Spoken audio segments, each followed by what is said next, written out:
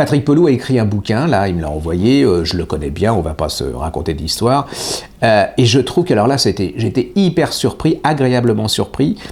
Il a repris ces articles réécrits, hein, qui sont parus dans Charlie Hebdo sur la mort des personnages célèbres et des rois, et là, il nous donne une histoire de France vue du côté mort des rois, quoi. Je veux dire, c'était pas sympa, hein, je veux dire, c'était bien d'être roi, mais mourir dans les conditions où il meurt, alors c'est écrit tout en fraîcheur, c'est-à-dire que l'histoire elle est complètement vivante, c'est le contraire des biographies de Fayard. C'est léger dans le style, c'est plein d'humour, mais c'est tout à fait documenté et vous allez apprendre plein de choses. Alors il y a les morts de Nelson, il y a des morts de Charles IX, il y a plein de morts, hein. Moi j'en ai retenu 2, c'est Louis XIII. Alors Louis XIII c'est apocalyptique, hein. Stephen King à côté c'est Comtesse de Ségur, hein. Louis XIII il est pas bien, il a mal au ventre, mal à l'estomac. Et les gens du coin, les médecins de l'époque, hein, n'y connaissent rien du tout, ils vont faire tout le contraire de ce qu'il faut faire. Et le pauvre type, il va être mangé par des vers, c'est-à-dire des vers de 30 cm qui vont lui sortir de partout, de la bouche et tout. Il va souffrir vraiment le martyre.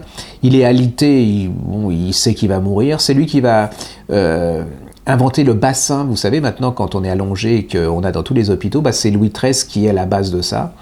Il va mourir, c'est apocalyptique, quoi. Je veux dire, c'est même pas imaginable, dans des souffrances absolument atroces.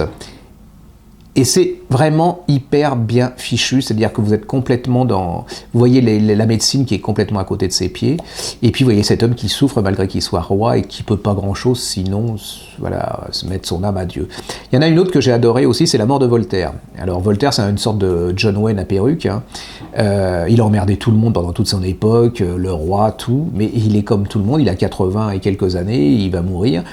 On le rapatrie à Paris, hein, parce que c'est bien de mourir à Paris. Puis en plus, il y avait une de ses pièces qui allait se jouer à la Comédie Française, donc il voulait être là. Et il va être, il a les reins bloqués, enfin, il souffre le martyre.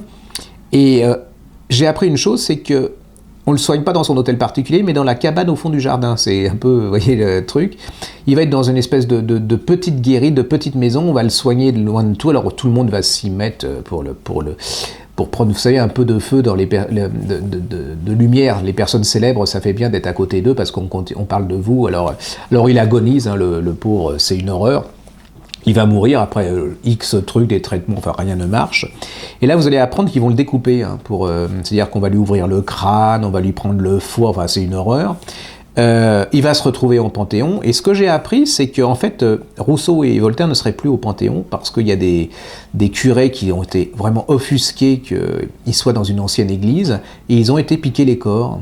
Et donc, apparemment, au Panthéon, il n'y a plus rien dans les tombeaux, donc ça serait quand même sympa d'aller vraiment voir, quoi. Donc, selon Patrick Pelloux, il n'y a plus rien. Il y a plein d'anecdotes comme ça se dévore, ça vous donne envie d'aller voir ce qui s'est vraiment passé, d'aller voir d'autres lectures et tout, c'est vraiment une petite merveille.